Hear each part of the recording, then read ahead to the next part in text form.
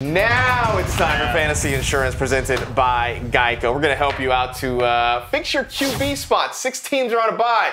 You might have heard, so we're trying to help you out in case you were missing a quarterback this week. In fact, Fabs, your guy is one of those guys we saw at the top of this segment, hugging it out there. Yeah, man, Baker Mayfield. If you need a quarterback, he's available in a lot of leagues on NFL.com, over 50%.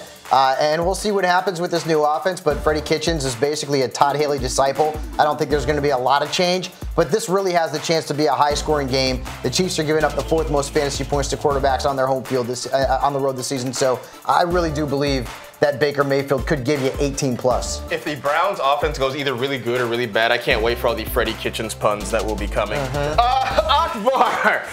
Fitzmagic, huh? Yeah, you know, look, I know I just said that Deshaun Jackson is not a guy that I would go with, but I still think that Fitzpatrick would be serviceable with the quarterbacks that you have out on a bye. You think about what he was averaging, 24 fantasy points per game when he was playing. What he did in the first 3 weeks was incredible. Now, look, I know how good the Carolina defense is, and I'm going to stand by that. But there is a weakness to this defense. You look at the last 6 games straight, they've allowed 2+ touchdowns, and so he's very capable of being able to throw out and have a solid game. And I don't think he's going to come out here against the Carolina Panthers and score 20+ fantasy points, but he could give you a 17, 18 fantasy point game, and that could be serviceable for having your quarterback out on a bye. Adam Rank, He's not down there, by the way. Say it again? They just showed that highlight. I'm like, he wasn't down.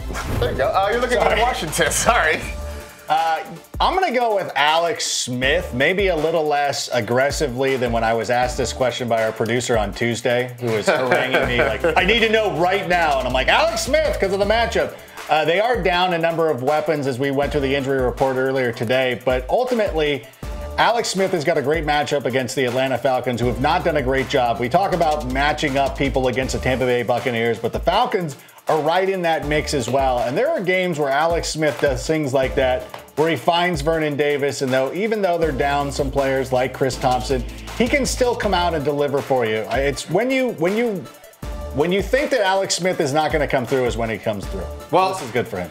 For me, in honor of Bohemian Rhapsody coming out, we're going to talk about one of the big Brock bands of all time, the Miami Dolphins offense. Brock Osweiler taking on the Jets, who've given up a top 10 quarterback in 4 of the last 5 weeks. Trumaine Johnson is out yet again. Buster Skrine, who is back, he's been struggling.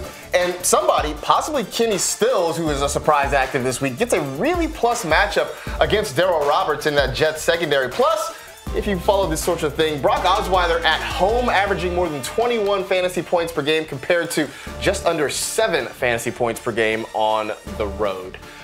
That was Fantasy Insurance presented by Geico.